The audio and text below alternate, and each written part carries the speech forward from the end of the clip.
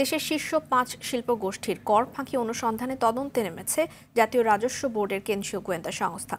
বেক্সিমকো গ্রুপের কর্ণধার সালমান এফ রহমান, বসুন্ধরা গ্রুপের চেয়ারম্যান আহমেদ আকবর সোবহান, নাসা গ্রুপের চেয়ারম্যান নজরুল ইসলাম মজুমদার, সামিট গ্রুপের চেয়ারম্যান মোহাম্মদ আজিজ খান, ওরিয়ন গ্রুপের চেয়ারম্যান ওবায়দুল করিম এবং তাদের প্রতিষ্ঠানের ব্যাংক হিসেব তলব করা হয়েছে।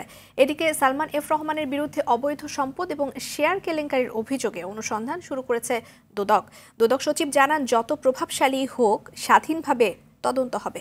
আতিকা রহমানের রিপোর্ট।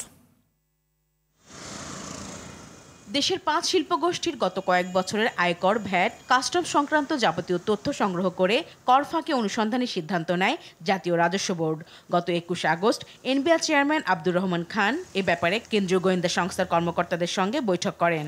নানা পন্থায় বিপুল পরিমাণ অবৈধ সম্পদ অর্জনকারী সন্দেহভাজন ব্যক্তি ও প্রতিষ্ঠানের বিরুদ্ধে কর ফাঁকির বিশেষ অনুসন্ধান শুরু করে জাতীয় রাজস্ব বোর্ডের সেন্ট্রাল ইন্টেলিজেন্স সেল সিআইসি। সন্দেহভাজন গ্রুপগুলো হলো বেক্সিমকো, বসুন্ধরা, ওরিয়ন, সামিট ও নাসা গ্রুপ। এসব প্রতিষ্ঠান ও ব্যক্তির বিরুদ্ধে আয়কর আইন ২০২৩ ও মানি লন্ডারিং প্রতিরোধ আইন ২০১২ এর অধীনে ফাঁকি দেয়া কর উদ্ধার ও অভিযুক্তদের বিরুদ্ধে শাস্তিমূলক ব্যবস্থা নেওয়া হবে। এদিকে সালমান রহমানের বিরুদ্ধে অবৈধ সম্পদ অর্জন, অর্থ পাচার ও শেয়ার বাজার কেলেঙ্কারিতে জড়িত থাকার অভিযোগ অনুসন্ধানে নেমেছে দুদক। অনুসন্ধান হচ্ছে সাবেক বন ও পরিবেশ মন্ত্রী শাহাবুদ্দিন ও সাবেক এমপি নুরুন্নবী চৌধুরী শাওনের সম্পদও।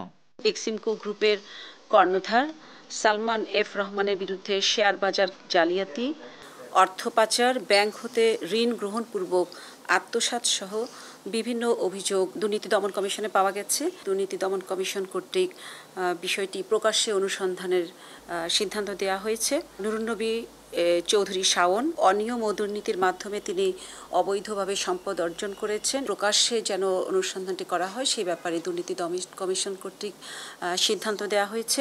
দুদক সচিব জানান, রাজনৈতিক দল বিবেচনায় নয়, দুদক স্বাধীনভাবে অভিযুক্তদের বিষয়ে তদন্ত করবে। দুর্নীতি দমন কমিশন একটি স্বাধীন প্রতিষ্ঠান। দুর্নীতি দমন কমিশন স্বাধীনভাবে কাজ করছেন। এখানে যারা অনুসন্ধান করবেন, যারা অনুসন্ধান টিম থাকেন, অনুসন্ধানকারী থাকেন, তাদের উপরে কোনো দিক থেকে কোনোভাবে কোনো প্রভাব আসার সম্ভাবনা নেই, চাপ নেই। আর তাছাড়া অভিযোগ আসছে দেখে মামলা করছে, স্বাধীনভাবেই অনুসন্ধান হবে। ঢাকা ওয়াসার সাবেক ব্যবস্থাপনা পরিচালক তাকসিম এ খান ও সাবেক ডিবি প্রধান হারুনা রশিদের বিদেশ যাত্রায় নিষেধাজ্ঞা দিয়ে ইমিগ্রেশনের চিঠি দিয়েছে দুদক। সাবেক মন্ত্রী, এমপি, সরকারি কর্মকর্তা, ব্যবসায়ী সহ প্রায় ২০০ ব্যক্তির বিরুদ্ধে দুর্নীতির অভিযোগ যাচাই বাছাই করছে সংস্থাটি। আতিকা রহমান, RTV, ঢাকা।